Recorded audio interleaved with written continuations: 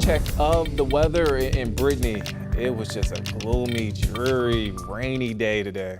Yes, better to have your things going on inside today. But, you know, it wasn't terrible, Nick, because we really did lack a lot of that severe weather, which we were talking about in the morning show today because of the wedge. You might have heard the term the wedge, cold air damming. What happens is we have cold air that gets trapped on the east side of the Appalachian Mountains, and it keeps us in the dreary, the cloudy conditions, just like what we've had so far today. And today it really helped us because it kept a lot of course, that severe weather just to our south and to our east across the area. And of course, the wedge still sticking around, but notice the big temperature contrast between 58 in Charlotte and 75 in Florence, South Carolina. And if you look really closely here, you can actually see the wind direction shift between the warm front there to our south and east versus, of course, what we're seeing in Charlotte. Of course, the colors, too. You can clearly see the difference. Now, when we're in a situation like this, eventually the cold front that comes in tonight is going to shove all that warm air down to our south, and the entirety of the Carolinas will finally feel really the true cold front feel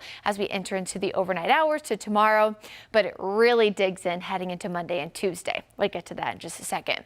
So we still see the clouds around. You can clearly see that on satellite. I'm still watching a few storms here just to our south and east of places like Sherrod, Rockingham, but at this point I do think most of the area, including those spots, is clear from the severe, but I'm not going to give the go-ahead just yet for those areas. But if you live in the Piedmont, you're good to go. No worries there. We do still have some spotty showers up in the mountains, and we'll watch this potential for a few more spotty showers in Charlotte as the actual front itself is pushing through. But again, not expecting any severe weather for the Piedmont and areas up toward the mountains. Although the cold air mixing in overnight and some lingering moisture will certainly allow for some spotty snow showers at the highest elevations of Ashwaubenon and Avery County before we're clear overnight. Tomorrow, a lot of sunshine, but it will be chillier. High temperatures only reaching the upper 50s to near 60. And while we were only in the upper 50s today, the breeze will certainly kick things up and make it feel a little bit cooler if you're outside. However, I think the sun will counteract it because personally, I'd rather have upper 50s to near 60 and have it be breezy and sunny versus the mess that we had today. But with that breeze, you know, it's Sunday afternoon. Many folks are taking the trash to the end of the driveway. Remember, you need to time it perfectly. Try to wait as long as possible to the latter half of the day once those gusts start to peak a little bit lower, because in the middle part of the afternoon, we'll have a few wind gusts up to around 30 miles per hour. So your trash cans could certainly be tipped over nearby. Probably not all the way down the street or in the neighbor's yard, but it certainly could be tipped over just a little bit.